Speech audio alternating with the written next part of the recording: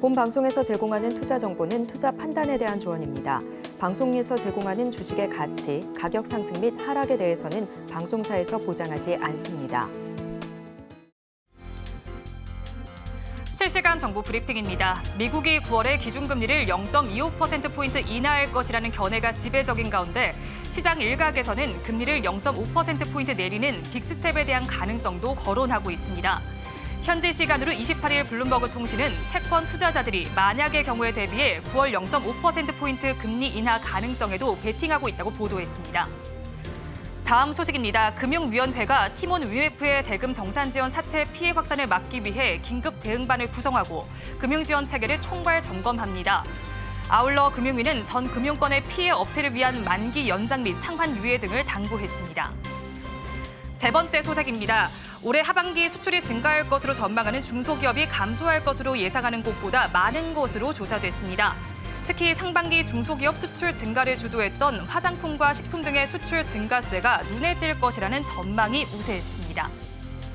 마지막 소식입니다. 삼성전자와 1,000억 원대 공급 계약을 체결했다고 공시한 YC의 주가가 급등하고 있습니다. YC는 삼성전자와 1,017억 원 규모 반도체 검사 장비 공급 계약을 체결했다고 밝혔으며 계약 금액 규모는 최근 YC 매출액의 40% 수준입니다. 오늘 급등하면서 모든 추세선을 상향 돌파한 만큼 앞으로의 우상향 기대해 보셔도 좋겠습니다.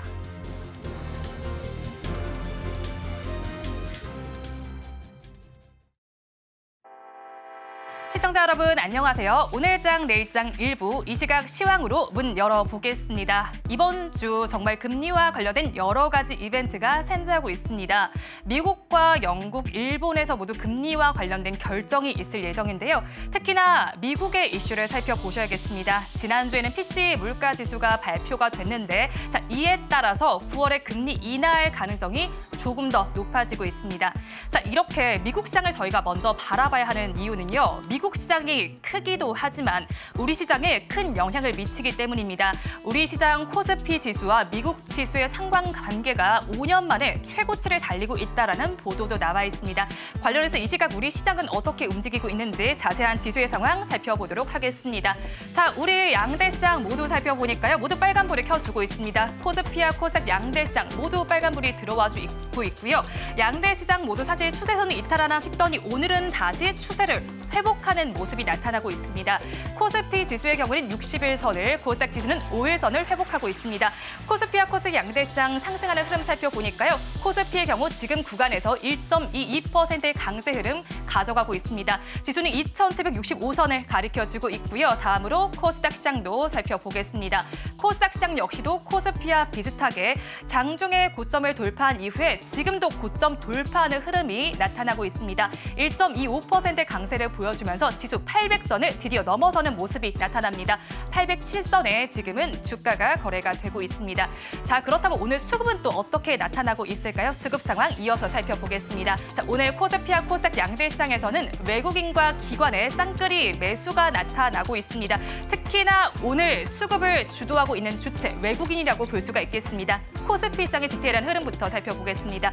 코스피 시장에서 외국인은 3,000억 원 넘게 사들이는 모습이 나타나고 있습니다. 코스피 시장에서는 3거래일 연속 매도하던 외국인이 오늘 매수로 전환했다는 점을 체크를 해보셔야 될 것 같고요. 기관 투자자들도 사들이고 있습니다. 기관의 경우 2거래일 연속 매수 기조 가져가면서 735억 원을 담아내고 있습니다. 이런 와중에 개인 투자자들만이 홀로 3,000억 원 넘게 덜어내고 있습니다. 다음으로는 코스닥 시장으로 넘어가서 살펴보시죠. 역시나 같은 수급 양상이 관찰이 되고 있습니다. 외국인의 경우 1,000억 원 가까이 담아내주고 있습니다. 오늘까지 2거래일 연속 매수 포지션을 취하고 있고요. 기관 투자자의 경우는 5거래일 연속 매수 기조 가져갑니다. 173억 원 담아내는 모습이 나타나는데 특히나 금융투자의 경우 6거래일 연속 매수 흐름 나타내주고 있습니다. 하지만 개인은 역시나 코스닥 시장에서도 팔고 있습니다. 1,075억 원을 덜어내는 양상이 펼쳐지고 있습니다. 선물 시장에서도 외국인은 사고 있습니다. 1,000계약 넘게 매수 포지션을 취하고 있는데 외국인의 오늘의 매수 기조 정말 긍정적입니다. 하지만 연속성이 있을 있을지는 앞으로의 시장 흐름 체크를 해보셔야겠습니다. 자, 그러면 이어서 시가총액 상위 종목으로 넘어가 볼까요? 코스피 시장을 먼저 살펴보겠습니다. 자, 오늘 코스피 시장 정말 방긋 웃고 있습니다. 13위 종목까지 모두 빨간불을 켜주고 있는데요. 1위부터 5위 종목을 먼저 살펴보겠습니다. 시가총액 1위부터 5위까지 모두 빨갛게 물이 들어있는 가운데 대장 중인 삼성전자와 SK하이닉스, 필라델피아 반도체 지수의 상승 영향을 받는 것으로 풀이가 되고 있습니다. 대장 중인 삼성전자는 강보합권 정도의 위치를 하면서 81,300원 선에 거래가 되고 있고요.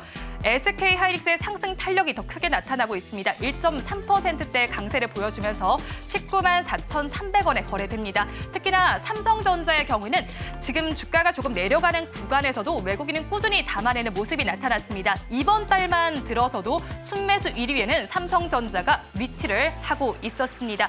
자, 그리고 31일에는 실적 발표, 확정 실적도 확인을 할 수 있으니까 이전까지 체크를 해보시면 좋겠고요. 자, 이어서 2차 전지와 관련된 LG 에너지 솔루션도 살펴보겠습니다. 최근에 52조 신저가도 터치한 바가 있었는데 그에 따라서 반발 매수세가 유입이 되는 것으로 풀이가 되고 있습니다. ESS로 조금 돌파구를 찾을 것으로도 예상이 되고 있는데요. 자, 오늘장 1.69% 강세 보여주면서 33만 500원 선에 거래가 되고 있습니다. 자, 그리고 7월 들어서는 가장 주도주 역할을 하고 있는 부분이 바로 제약 바이오주입니다. 삼성 바이오로직스도 그 역할을 하고 있습니다. 자, 이번 달 들어서 살펴봤을 때 외국인 투자자들은 3거래를 제외하고는 모두 삼성 바이오로직스를 사들이는 모습이 나타났습니다. 2.73%의 강세 나타나면서 오늘 94만 원 선에 거래가 진행이 되고 있습니다. 다음으로 자동차 관련주도 한번 살펴볼까요? 실적 발표 굉장히 긍정적이었습니다. 하지만 실적 발표 이후에 주가가 내려가니까 왜 이러나 싶었는데 자, 드디어 그 부분을 오늘 만회합니다. 현대차 5%대 강세를 가져가면서 25만 6천 원 선에 거래가 진행이 되고 있습니다. 자, 오늘의 경우 121선 상방 돌파한다는 부분까지 체크를 해보시면 좋겠습니다. 6위부터 10위까지 살펴보겠습니다. 6위부터 10위까지도 정말 좋은 모습이 나타나고 있습니다. 기아의 경우에도 좋습니다. 앞서서 현대차 이야기를 해드렸는데 1.43%의 강세를 가져가면서 11만 3,700원 선에 거래가 돼주고 있고요. 셀트리온, 제약 바이오주 중에서 역시나 좋습니다. 4.5% 강세 보여주면서 지난 거래일에 20만 원 선 회복을 했는데 오늘 9천 원까지 더 올려줍니다. 20만 9천 원 선에 거래가 되고 있습니다. 자, 그리고 금융주의 흐름도 계속해서 체크를 해보셔야겠습니다. 좋은 실적도 발표가 됐고요. 주주 환원에 대한 기대감도 있습니다. 자, 오늘 KB금융의 경우는 2.96%의 강세를 보여주면서 9만 500원 선에 거래가 되고 있고요. 화면에는 보이지 않지만 신한지주의 경우에도 상승 흐름 가져가면서 52주 신고가를 경신하고 있습니다. 포스코홀딩스의 경우에도 2.24% 강세 흐름 가져갑니다. 다음으로 코스닥 시장으로 넘어가서도 살펴보겠습니다. 자, 코스닥 시장도 1위부터 5위까지 한번 살펴보니까요. HLB를 제외한 모든 종목이 빨갛게 물이 들었습니다. 코스피 시장보다는 분위기가 덜하지만 코스닥 시장 역시도 정말 기분 좋게 움직여주고 있습니다. 에코프로, BM, 에코프로 두 형제도 오늘은 정말 강세 흐름 가져가고 있습니다. 자, 에코프로, BM 최근에 사실 외국인들이 꾸준히 팔아내고 있었는데 자, 오늘 장에서는 그런 부분을 만이라도 하듯이 2%대 강세 흐름 가져가면서 17만 7,500원 선에 거래가 돼주고 있고요. 에코프로도 1% 가까이 올라줍니다. 자, 그리고 여기서도 확인을 해볼 수가 있습니다. 제약 바이오주의 강세 흐름, HLB를 제외한 나머지 종목에서 한번 확인을 해보실 수가 있을 것 같은데요. 알테오젠 최근에 계속해서 흐름이 괜찮았습니다. 2.47%의 상승을 오늘 장에서도 가져가면서 29만 500원 선에 거래가 돼주고 있고요. 삼천당 제약의 경우에도 좋습니다. 외국인이 3거래 연속 매수를 해주면서 3.62%의 강세로 18만 3,300원 선에 거래 진행되고 있습니다. 이어서 6위부터 10위 종목의 상황도 살펴보겠습니다. 6위부터 10위까지 종목에서도 엔캠을 제외한 모든 종목이 빨갛게 물이 들어 있습니다. 엔캠은 1.06%의 내림세로 쉬어가는 장세가 펼쳐지고 있고요. 나머지 종목단에서는 역시나 또 제약 바이오주의 상승이 눈에 띄고 있습니다. 자, 셀트리온 제약의 경우는 3.25%의 강세를 보여줍니다. 앞서서 제가 셀트리온이 지난 금요일에 20만 원 돌파했다라고 말씀드렸는데 자, 오늘은 셀트리온 제약의 차례입니다. 10만 원 선을 드디어 넘어서는 모습이 나타납니다. 10만 10만 1,600원에 거래가 되고 있는데 마감까지도 역시나 이 10만 원 돌파하는 흐름이 이어질지 저희와 함께 체크를 해보시면 좋겠고요. 리가캠 바이오도 좋습니다. 5%대 급등 장상 펼쳐주면서 8만 5천 원 선에 거래가 되고 있습니다. 자, 그리고 K뷰티의 경우도 살펴보셔야겠죠. 휴젤의 경우 5.87%의 강세 보여주면서 25만 2,500원에 클래시스도 3% 가까이 올라주고 있습니다. 정말 오늘장 기분 좋게 움직이고 있다라는 생각이 드는 하루입니다. 마감까지 어떤 기조가 이어질지 저희 방송 통해서 한번 체크를 해보시면 좋겠습니다. 본 방송에서 제공하는 정보는 투자 판단에 대한 조언일 뿐 해당 주식의 가치와 수익률을 보장하지는 않습니다. 서울경제TV와 서울경제신문은 당사의 브랜드입니다. 최근 당사를 사칭하는 피해 사례가 늘어나는 만큼 각별히 주의해 주시기 바랍니다. 그리고 저희 방송 유튜브를 통해서도 보실 수 있습니다. 유튜브 검색창에 서울경제TV라고 검색하시면 저희 방송과 함께 하실 수 있으니까요. 많이 참여해 주시기 바랍니다. 7월 29일 월요일입니다. 오늘장 내일장 일부 본격적으로 출발합니다.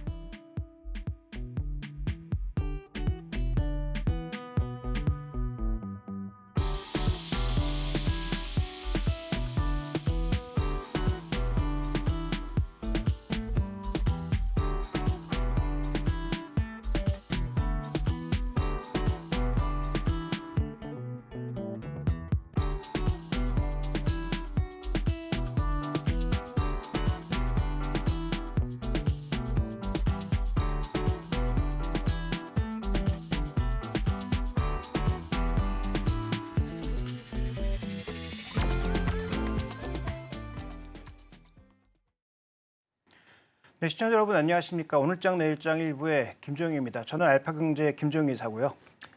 안녕하십니까? 클론 파트너스 이성웅 이사입니다. 네, 자 오늘 시장의 포인트 먼저 점검하고 가도록 하겠습니다. 제가 먼저 말씀드릴 텐데요. 자 오늘 제가 잡은 시장의 포인트는 수급입니다. 지난 금요일 날 기관들이 한 4천억 넘게 사면서 시장을 견인하는 모습을 보였죠. 그런데 오늘은 또 외국인이 그 흐름을 이어받고 있는 양상이죠. 외국인들의 매수가 오늘 시간이 가면 갈수록 확대가 되면서 초반에는 전기전자 업종 위주의 매수가 나타나는 양상이었지만 지금 현재 구간에서는 매수가 좀 다각도로 확대되고 있는 모습이고요. 특히 외국인들의 매수 금액이 전기전자 업종에만 집중되는 것이 아니라 오늘 급등하고 있는 의약품 업종에도 들어오고 있고 화학 업종, 음식료, 중소형주까지 넓게 벌어지면서 들어오고 있는 것이 굉장히 특징적인 부분이다. 그래서 보통 지수가 상승하면 SK하이닉스, 삼성전자 이런 주도했던 종목군들의 상승이 주로 움직였고 다른 종목군들의 움직임은 상대적으로 정체된 양상이었는데요. 자, 오늘은 외국인들의 전체적인 움직임이 창구 기준으로 봤을 때도 삼성바이오로직스가 1위, SK하이닉스, 우리금융지주, 삼성전자, 그다음에 오늘 상장한 산일전기에 대해서도 매수가 꽤 들어오고 있는 양상입니다. 반대로 하나금융지주, 포스코홀딩스, LG화학, 삼성 SDI 같은 종목에는 매물이 나오면서 상대적으로 지수 상승폭보다 조금은 위축된 모습을 나타내고 있는데요. 자, 이런 외국인들의 수급의 전체적인 방향성은 연속성을 가질지 여부는 조금 더 기다려봐야 되는 상황입니다. 왜냐하면 지금 선물지수에서 흐름을 봤을 때 하락갭을 메우면서 견조하게 움직이고 있는 모습이 나타나고 있다는 점은 긍정적이나 지금 이 미결작정의 추이를 보시면 계속 줄어들고 있는 상황이죠.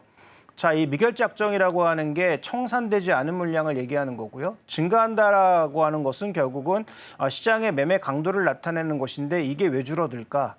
다 아시는 것처럼 FOMC를 앞두고 있기 때문이죠. 그래서 하락을 주도했던 이 신규 물량들이 대거 청산되어 나가고 있는 상황이다라고 볼 수 있는 모습이고요.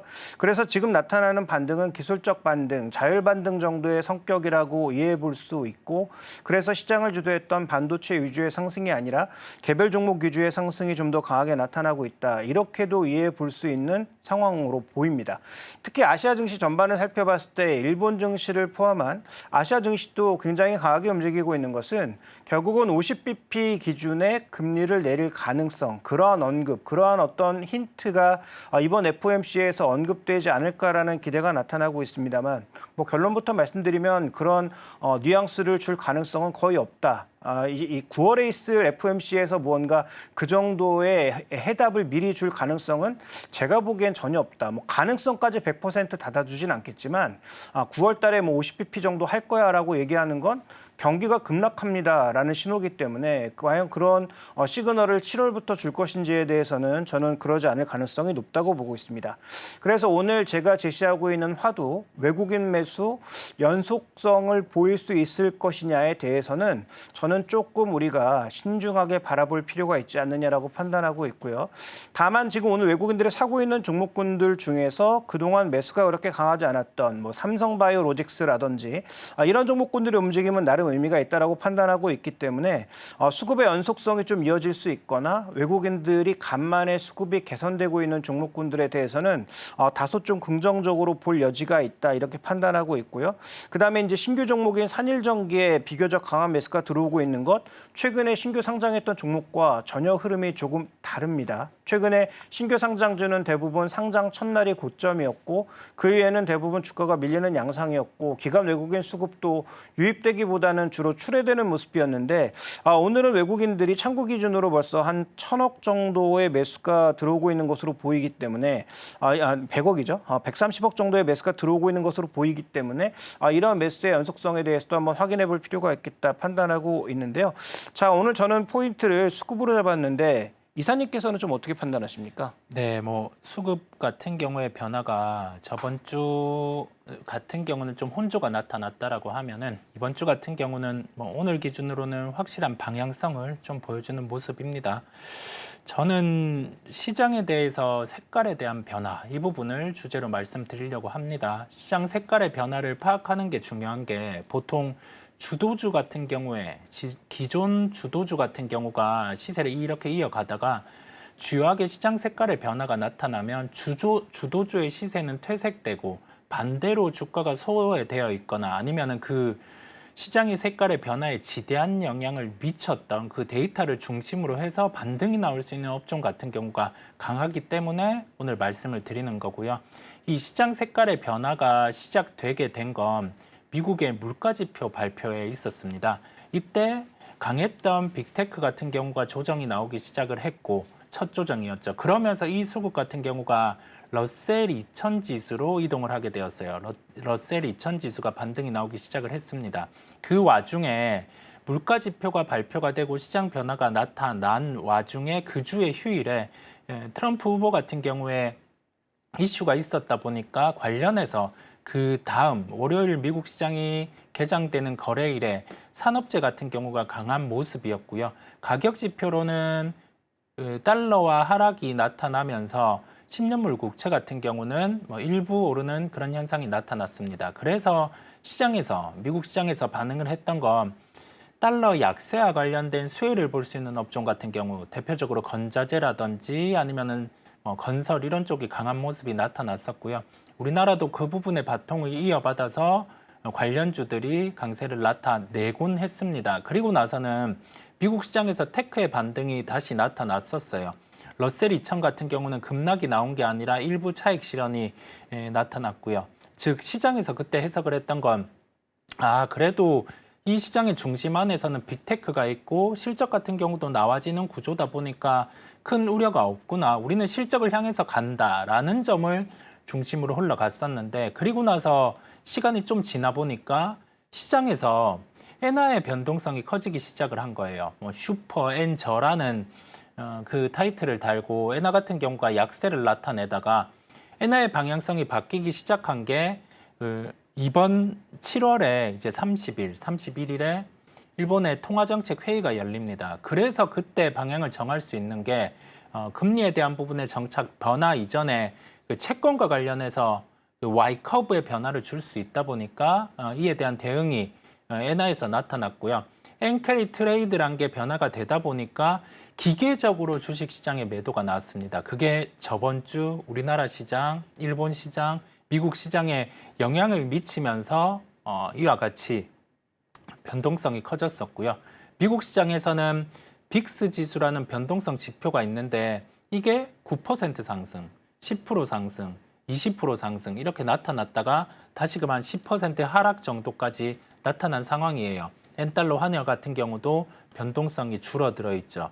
변동성으로 시작된 시장 조정은 변동성이 둔화될 때 다시금 반등이 나올 수 있겠고요. 그게 오늘 시장의 단면인데 전거래일부터 산업재 쪽이 좀 강하기 시작했죠. 조선, 그다음에 오늘 같은 경우는 금융업종 같은 경우가 신고가를 나타내고 중소형 바이오 쪽이 조정이 나오는데 대형 바이오 쪽으로 수급이 들어오는 모습들입니다. 그럼 이 시장 색깔의 변화를 놓고 우리가 생각할 건 지금 가격 메리트가 서서히 들어오는 빅테크 쪽으로 매수를 할지 아니면은 금융이라든지 산업재 쪽을 추격 매수할지 여부인데요.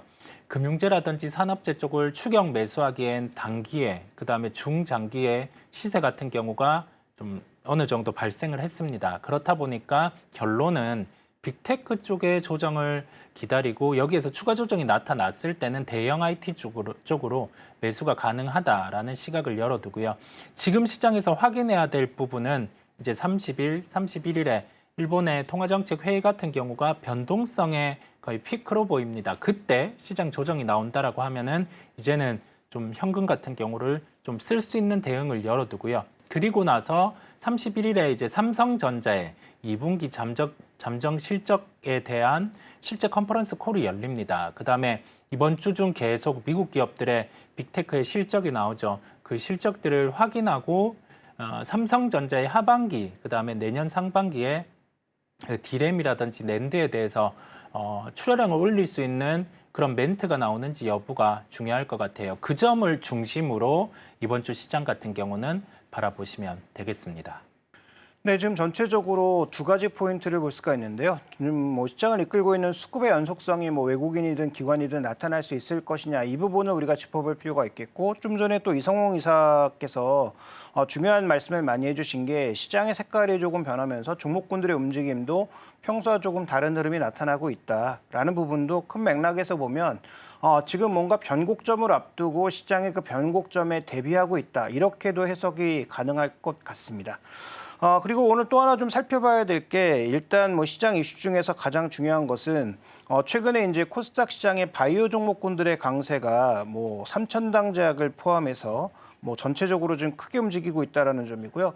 오늘 언급해 주신 것처럼 대형주들 움직임도 일부 나타나고 있고 유가증권 시장 제약업종의 종목군들로도 매수가 들어오고 있지만 또 하나 지금 중요한 것은 외국인과 기관이 동반해서 이들 업종에 베팅을 한 적이 별로 없는데 최근 들어선 이런 베팅도 같이 좀 늘고 있다라는 것이죠. 그래서 이 부분에 대해서도 잠시 한번 좀 점검을 해보도록 하겠습니다.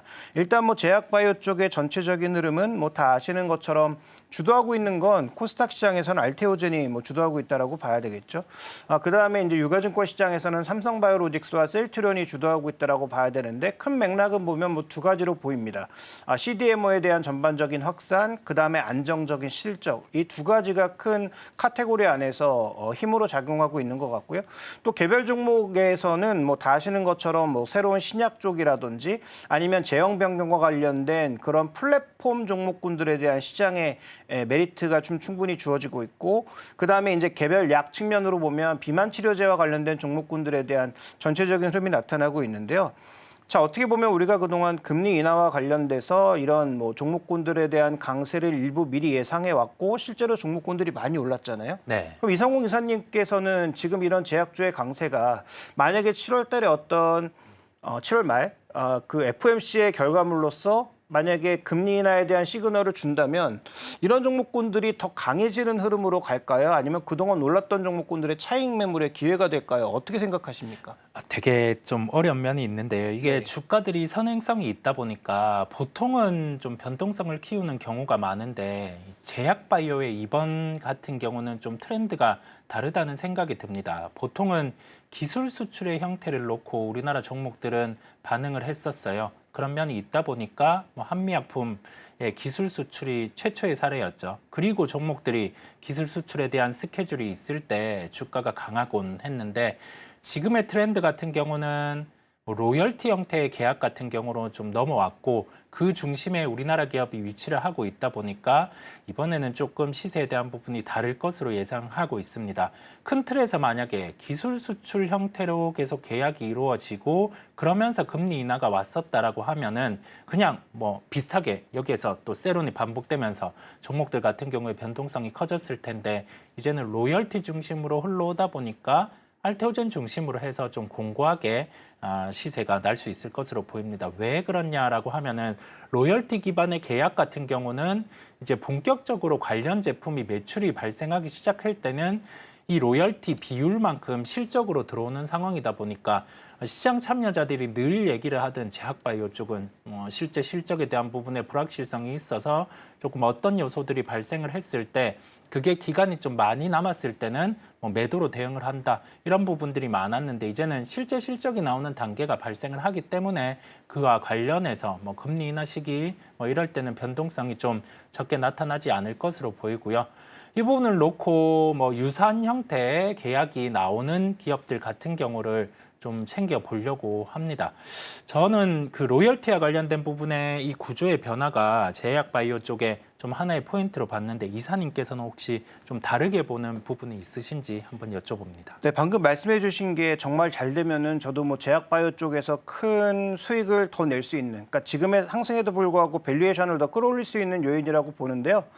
다만 이제 그걸 우리가 미리 확인할 수 있는 부분은 없어서 어느 정도 그래도 검증이 된 시장에서 누군가 확실한 투자자가 있거나 자금을 대는 쪽이 있는 리가캠 바이오라든지 이런 종목으로 최대한 좀 압축하는 전략을 말씀드리고 싶고, 전체적인 추이에서 오늘 그 의약품업 쪽의 매매 동향을 보시면 조금 특이한 부분이 있는데, 자, 대금 기준으로는 지금 완만하지만 외국인 기관이 계속 사고 있는 양상입니다. 그래서 오늘 꾸준하게 이들 업종에 매수가 들어오고 있는데, 수량 기준으로 보시면 지금 외국인들은 수량 자체는 조금 줄어드는, 반대로 그 개인들 같은 경우에 수량 자체가 좀 더 매도가 줄어드는 그런 모습을 보여주고 있는데, 외국인들은 상대적으로 이제 대형주에 대한 베팅을 좀 늘려가는 것으로 보이는 반면 개인 투자자들은 지금 반대 포지션을 좀 가져가고 있단 말이죠. 그러니까 수량 기준으로는 매도가 줄고 있지만 실제로 매도 대금은 늘고 있다라는 것은 여기서도 뭔가 순환매가 나타나지 않을까라는 기대감에 외국인이 사고 있는 삼성바이오로직스 같은 종목군들의 개인들이 베팅하기보다는 어떤 쪽으로 순환매가 돌까에 대한 기대감 자체가 좀 나타나고 있는 것 같아요. 근데 저는 본질은 어쨌든 삼성바이오로직스의 실적이 좋아지고 있다는 점과 셀트리온은 결국 품목이거든요. 셀트리온이 지금 신약 개발하는 회사가 아니잖아요. 그러니까 셀트리온이 품목이 넓어지면 넓어질수록 전반적으로 지금 매출은 늘고 수익성도 늘어나는 그런 구조로 돼 있기 때문에 어쨌든 기관 외국인들이 관심을 좀 가질 수 있고 실적 기반으로 계속 늘어나고 있고, 삼성바이오로직스 같은 경우에 CDMO 효과와 삼성바이오에피스 효과가 동시에 나타나고 있는 그런 상황이니까 실적이 조금 담보되고 있는 종목군들 중심으로 저희가 살펴보시면 좋지 않을까 이렇게 보여집니다. 자, 일단 오늘 우리가 시장의 주요 포인트를 한번 점검해 봤고요. 잠시 후에는 장은혜 캐스터를 통해서 시장의 주요 이슈들 또 어떤 것들이 있는지 업종별 이슈에 대해서 자세히 살펴보도록 하겠습니다. 장은혜 캐스터에게 마이크 넘기겠습니다.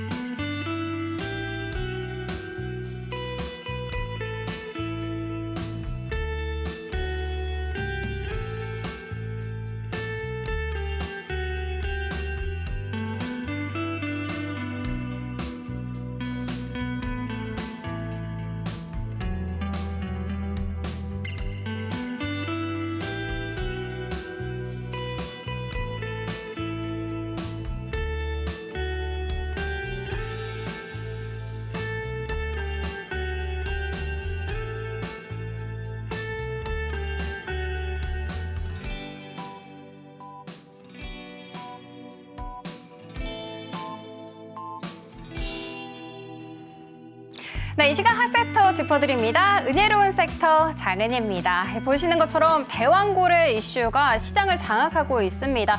잊을만 하면 돌아온다라는 생각이 드는데 이 돌아오는 게 이름처럼 대왕입니다. 시장을 정말 크게 장악을 하고 있기 때문에 오히려 눌림목에서 매수 기회로 잡아야 하나라는 고민 많은 분들 드실 것 같습니다. 자, 이런 상황 속에서 어떤 이슈가 있었는지 조금 더 디테일하게 짚어보도록 하겠습니다. 보시는 것처럼 한국석유공사가 아람코와 애니를 대상으로 해서 투자 설명회를 진행할 것이다 라고 이야기를 꺼내놓은 바가 있었죠. 특히 한국석유공사 쪽에 있어서 아람코와 애니의 본사를 직접 방문을 해서 협의를 진행할 것이다 라고 이야기를 꺼내놓은 바가 있습니다. 아람코와 애니를 제외하고도 다른 관심을 두고 있는 기업이 정말 많습니다. 그리고 또 국제한 기업들이 있는데요. 하나씩 살펴보도록 하겠습니다. 지금 현재 대왕고래 로드쇼에 관심을 두고 있는 기업 아람코, 애니, 페트로나스, 엑손 모빌 등을 꼽을 수가 있는데 제가 색깔을 조금 달리 칠해놨잖아요. 보이시는 것처럼 아람코와 엑손 모빌 같은 경우에는 굉장히 큰 메이저 기업이다 생각을 해주시면 됩니다. 자, 그럼 아람코부터 한번 살펴보도록 하겠습니다.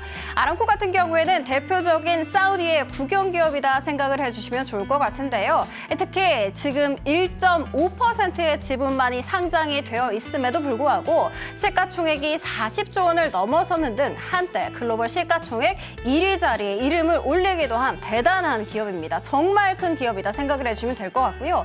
애니 같은 경우에는 이탈리아의 국영기업, 그리고 페트로나스 같은 경우에는 말레이시아의 국영기업이다 생각을 해주시면 됩니다.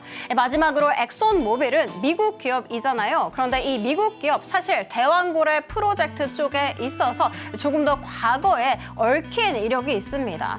조금 더 디테일하게 살펴보도록 하겠습니다. 엑손모빌 같은 경우에는 대왕고래 프로젝트 경제성을 검증하는 작업에 참여를 한 이력이 있습니다. 여기에서 이 경제성이라고 하면 매장량이 140억 배럴에 달하고 그리고 그 가치에 있어서도 무려 2천조 원에 이른다라는 그 경제성 이야기였다라는 거 체크해 드리도록 하겠습니다. 이렇게 보이시는 것처럼 국제한 기업들이 관심을 두고 있는 이런 상황, 당연히 우리 쪽에서는 좋을 수밖에 없습니다. 해외 투자 유치를 받게 된다면 비용 절감을 할 수 있는 큰 효과를 가져갈 수가 있고요. 그리고 이뿐만이 아니라 기술력 보강 효과를 받아갈 수가 있는데 사실 국내 기업 쪽에 있어서는 기술력이 조금 부족한 점이 있습니다. 그런데 이쪽을 보강할 수 있다라는 아주 긍정적인 측면이 있겠죠.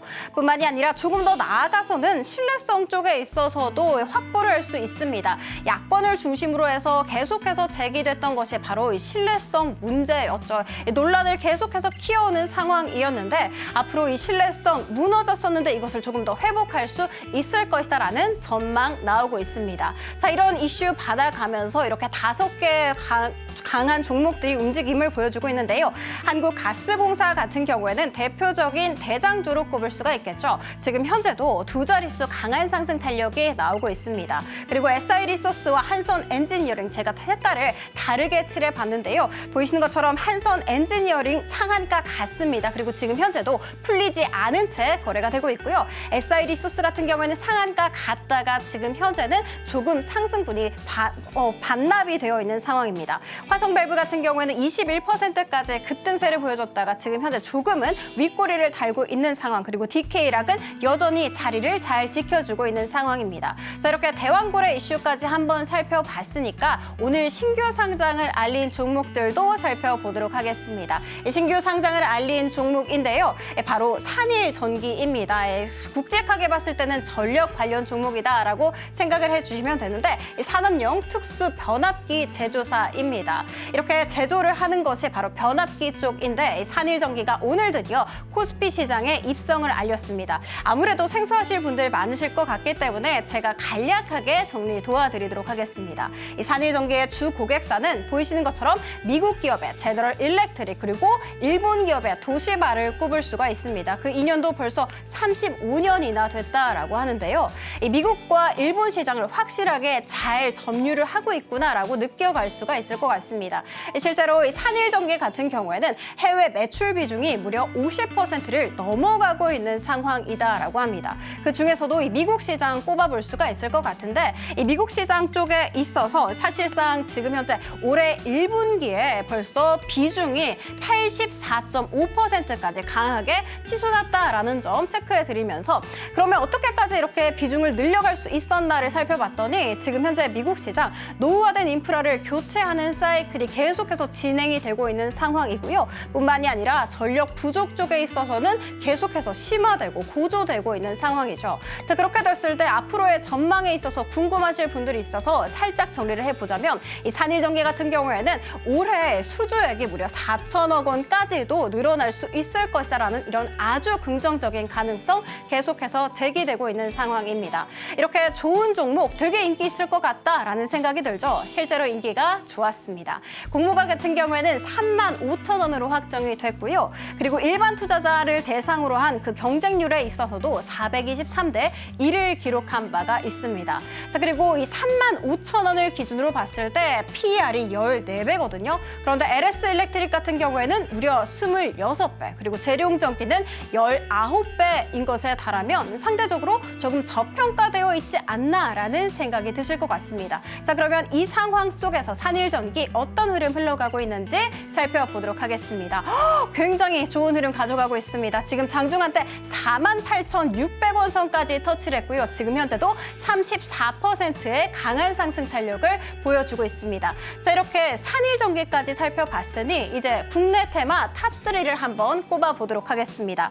오늘 장 초반부터 떠들썩하게 알렸던 것은 당연히 은행 관련 종목들이었는데요. 주주환원 정책 기대감이 계속해서 고조되고 또 모아지고 있는 상황입니다. 그중에서도 신한지주 같은 경우에는 장 초반 빠르게 52주 신고가를 터치하는 움직임 가져갔는데요. 지금 현재 연기금 쪽에서 계속해서 러브콜을 무려 5거래를 연속 보내고 있습니다. 그 규모만 해도 지금 매수가 600억 원 넘게 들어오고 있다는 거 체크해 드리도록 하겠습니다. 특히 신한지주 왜 이렇게 인기를 끌고 있나 살펴봤더니 최근에 호실적을 발표한 바도 있었고 주주 환원율을 50% 수준까지 강하게 끌어올리고 확대할 것이며 그리고 주식수를 감축하는 이런 방법들을 통해서 밸류를 끌어올릴 것이다라는 이야기를 전했기 때문입니다. 이뿐만이 아니라 KB금융 역시도 52주 신고가를 오늘 갈아치우는 기염을 토해냈고요. 우리 금융지주 같은 경우에는 주주 환원율 지금 현재 35%에서 40%까지 끌어올릴 것이다라는 이야기 속에 강한 상승 탄력을 보여주고 있습니다. 자, 그리고 다음으로 짚어볼 것은 바로 건설 대표주를 받아가실 수가 있습니다. HDC, 현대산업개발 그리고 GS건설 모두 다 52주 신고가를 갈아치우는 흐름을 가져갔는데요. 간밤에 닉 티밀하우스, 연준의 입이라고 불리죠. 이분께서 금리 인하 드디어 가시권 내에 들어왔다라는 이야기 전해지면서 오늘 건설 대표주 역시도 흐름 괜찮게 가져가고 있습니다. 반면에 하락하는 쪽도 짚어보도록 하겠습니다. 그동안 시장을 장악했고 그리고 또 시장에서 큰 인기를 끌었던 바로 우크라이나 재건이 오늘은 아쉽게도 하락 쪽으로 이름을 올리고 있는데요. 사실 그동안 굉장히 주목을 받았던 이유는 러우 전쟁이 끝나지 않을까 하는 기대감이었잖아요. 그런데 그 기대감에 푸틴이 찬물을 착하고 끼얹어 버리는 모습이었습니다. 푸틴이 우크라이나 점령지를 자신들의 국가개발 프로젝트에 통합하라라고 지시를 한 바가 있었는데 사실 이 말은즉슨 영토 문제에 있어서는 나는 단 한 발도 양보하지 않을 것이다라는 아주 강력한 의지를 보여줬다라고 생각을 해주시면 좋을 것 같습니다. 이와 같은 소식 속에 우크라이나 재건주 오늘 약세로 이름을 잡고 있는데요. SY 스틸텍과 SY 대표적인 재건 관련 종목으로 엮이는데 파란불을 켜내고 있고요. 이뿐만이 아니라 TYM 같은 경우에는 지금 20% 넘게 급락세를 면치 못하고 있는데요. 그 이유는 매출 부풀리기 의혹까지 더해진 것으로 풀이가 되고 있습니다. 자, 이렇게 은혜로운 섹터 한번 살펴봤습니다. 남은 5장도 저희와 함께 하시면서 현명한 투자 전략 세워가시기 바랍니다. 은혜로운 섹터 장은이었습니다.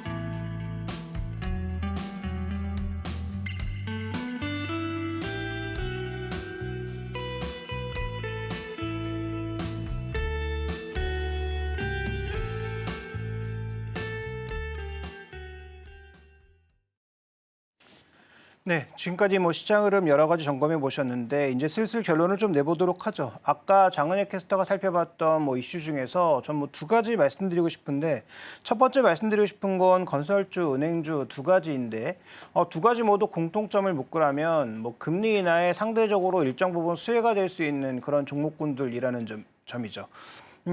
은행주가 금리가 올라갈 때 강세 아니냐, 예대 마진을 먹는 회사인데 금리가 내려갈 때 어떻게 이익이 되느냐라고 반문하실 수 있지만 지금 금리가 내려가면서 PF가 상대적으로 안정이 되고 보유자산인 채권 가격이 올라가게 되면 은행 입장에서도 그렇게 나쁘지 않을 수 있고요.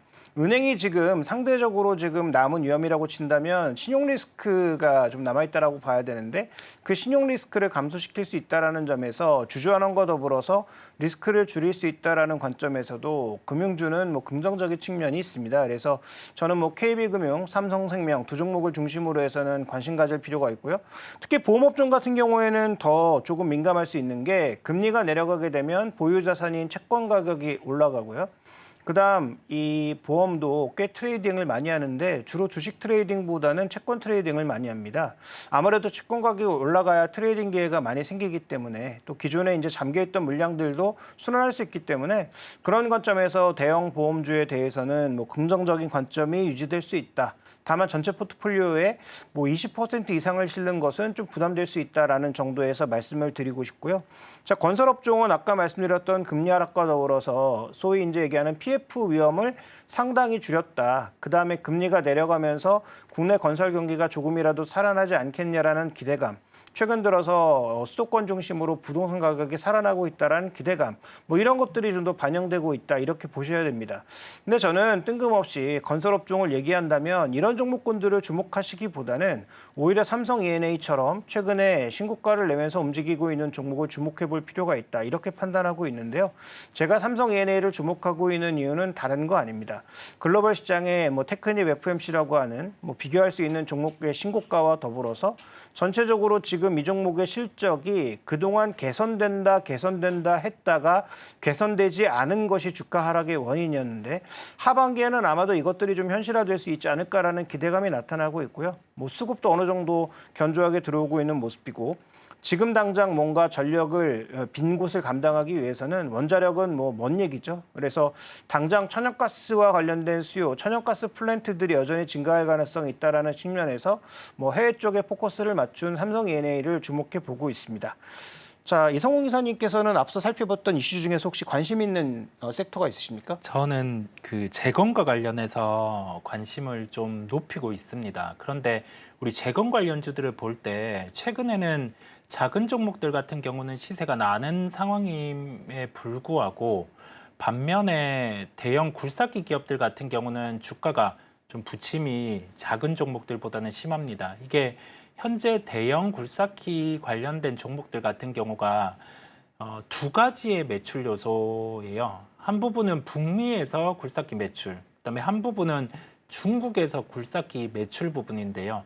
북미 매출 같은 경우가 재고가 좀 높은 상황입니다. 그렇다 보니까 HD 현대 인프라코어 같은 경우도 최근에 실적 발표를 했었어요. 2분기 실적도 좀 부정적이었지만은 그를 놓고 3분기 실적, 하반기까지도 관련해서 재고를 좀 줄어드는 움직임을 확인을 할 것으로 보입니다. 근데 소형주 같은 경우는 좀 이슈들이 발생한 기업들도 있어요. TYM 같은 경우는 주가 조작과 관련해서도 오늘 뉴스가 나오기도 했죠. 그래서 이런 종목들 같은 경우는 주가가 하락할 수 있는 이슈 같은 경우가 강하게 발생을 하다 보니까 이와 관련해서 종목들은 직접적으로 사무소 같은 경우를 우크라이나에 두고 진행을 하는 기업들 일부, 그게 통신 장비 쪽의 일부 기업, 그 다음에 중소형주 중에 일부 기업 이렇게 위치를 하고 있는데 우리가 중소형주 쪽 같은 경우는 정말 매매 자신 있는 분들이 접근을 하는 거고요. 그러면 우리가 마지막으로 생각을 해볼 점은 우크라이나의 굴삭기를 가장 많이 납품한 우리나라 기업이 있는지 여부입니다. 과거에 우크라이나의 굴삭기 쪽의 시장 점유율 1위 기업이 우리나라에 있어요. 그게 HD 현대 인프라코어입니다. 그래서 결론은 대형주로 왔어요. 주가가 실적을 중심으로 해서 연속성이 좀 떨어지기는 하지만은 11월이라는 이벤트가 존재를 해요. 평화협정 그 부분이 2차 단계로 존재를 하는데 변수는 미국의 대선입니다. 대선 같은 경우가 트럼프 후보가 실제 당선에 간다라고 하면은 재건주들은 시장의 중심에 설 수 있을 것으로 보이고요. 그때 미국에서는 캐터필라라는 주가가 강할 수 있겠고 우리나라에서는 실제 실적에 대한 부분의 기여도가 높아질 수 있는 HD 현대 인프라코어를 좀 중심으로 보도록 하겠습니다. 그러면 업종에 대한 흐름들을 중심으로 특징 섹터를 봤는데요. 오늘의 시장 특징주에 대해서 이사님께 한번 여쭤보도록 하겠습니다. 네, 자 오늘 저희가 이제 마지막 결론으로 어떤 종목을 좋게 보고 있는지를 말씀드릴 시간인데요. 저는 HL 만도를 보고 있습니다. 지난번에도 한번 소개시켜드린 적이 있는 것으로 기억을 하는데 이 종목이 이제 2분기 실적을 발표를 했는데 1분기에 이어서 2분기도 대형 서프라이즈는 아니었지만 그래도 예상보다 좋은 실적을 보였죠. 근데 여기서 실적을 좋게 나타낸 것도 중요하지만 더 중요한 것은 왜 그런가가 중요하다라고 보여집니다. 환율 효과였냐? 매출이 증가했느냐? 이 부분이 중요한데 매출이 드라마틱하게 증가한 게 아니라 매출은 일정 부분 유지하고 있지만 작년에 이상하게 떨어졌던 그 이익률이 올해부터는 회복되고 있다는 게 핵심 포인트라는 거죠. 그럼 왜 그랬느냐? 캐펙스 때문입니다. 그래서 설비 투자와 관련된 부분이 작년에 실적을 좀 갉아먹었다면 올해는 설비 투자와 관련된 부분들의 충격이 줄어들면서 다시 마진율이 올라오고 있는 거죠. 그러면 이 종목은 이제 매출이 대폭 증가하지 않아도 마진율의 개선만으로도 실적이 좋아진다라고 보셔야 되고요.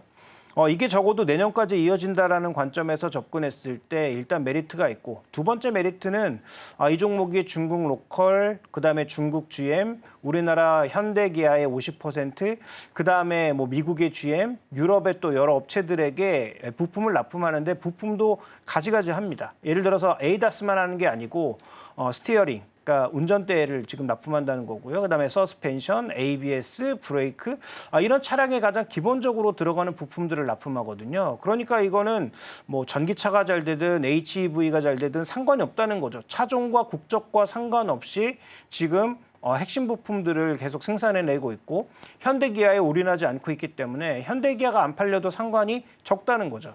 그러니까 그런 차원에서 이 종목은 실적이 개선되고 있고 국적과 차종에 상관없이 전반적으로 지금 이익성이 좋아질 수 있다는 관점으로 본다면 현재 충분히 메리트가 있고요. 글로벌 회사들과 비교해 봤을 때 밸류도 쌉니다. 특히 2025년 실적을 가져다 오면은 지금 한 PR 기준으로도 10배가 안 되고 PB 기준으로도 굉장히 싸 보이는 그런 상황이기 때문에 목표 주가는 5만 원, 매입가는 4만 원 이하, 그리고 손절가는 3만 5천 원 정도로 잡으시면 무리 없는 대응이 가능하지 않을까 이렇게 판단하고 있습니다.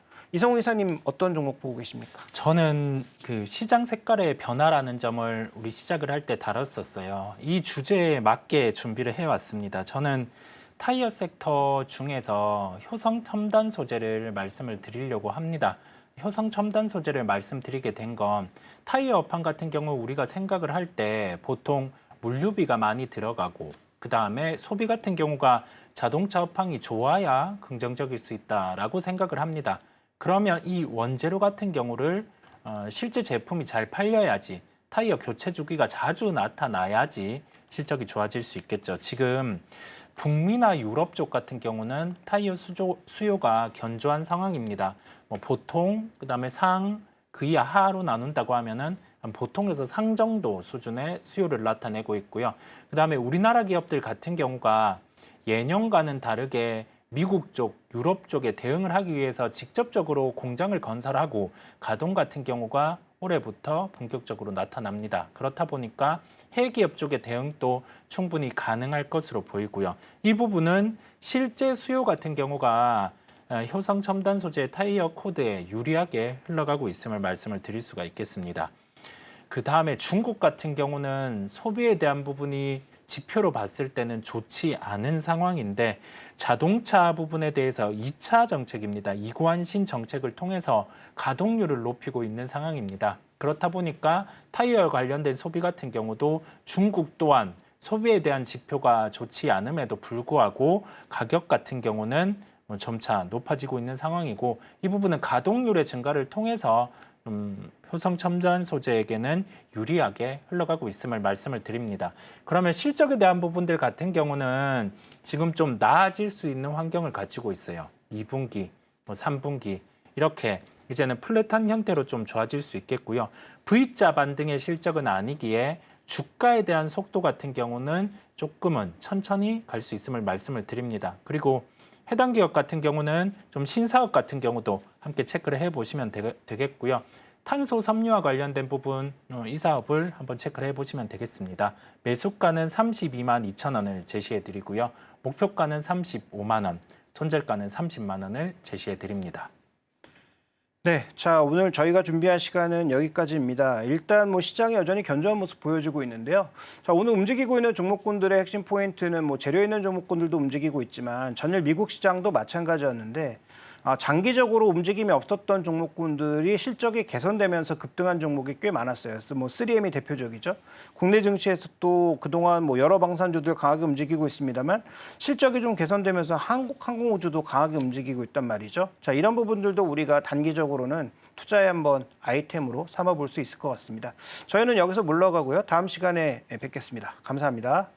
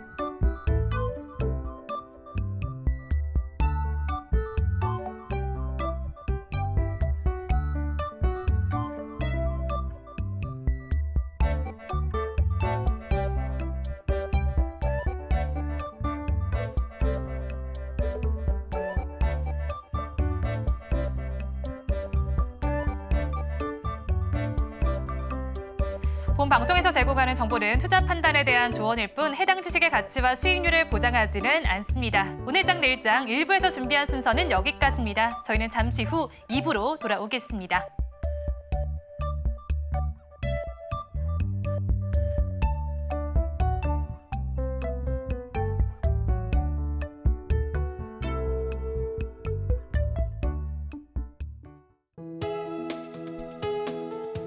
본 방송에서 제공하는 투자 정보는 투자 판단에 대한 조언입니다.